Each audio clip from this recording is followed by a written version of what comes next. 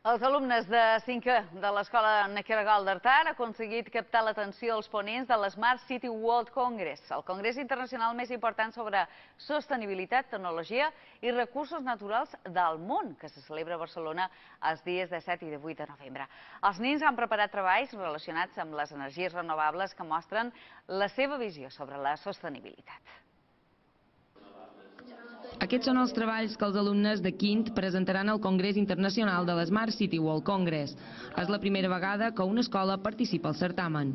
El que ha cridat l'atenció dels ponents és la visió que tenen els nens envers la sostenibilitat, els límits i els recursos de les zones urbanes.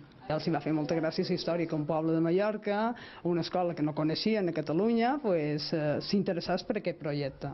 Els nens presentaran els seus propis treballs centrats generalment en les energies renovables i les ciutats sostenibles. Per exemple, plaques solars, que el sol pega aquí i després l'energia va aquí i quan el bus no gasta petroli, sinó gasta que ho pots enxufar. Les bessures, quan les persones que tiren la bessura en terra, les bessures ho detecten i amb els seus braços ho cuien. Hem fet una escola que té plaques solars a dalt, en el terrat, i utilitzar l'energia de les plaques solars. A part de la sostenibilitat, també han ideat projectes per a ciutats intel·ligents, com aquesta aplicació mòbil per actuar contra els incendis. Va sobre uns sensors que detecten el foc, el fum al foc, i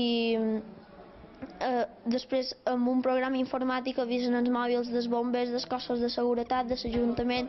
Tots els treballs s'han fet en anglès. En aquesta escola tenim el projecte British Council i els nens fan 7 sessions d'anglès a la setmana. I se nota, els nens ho poden dur a terme. Els 40 alumnes que se'n van a Barcelona estan impacients per viatjar i exposar els seus treballs.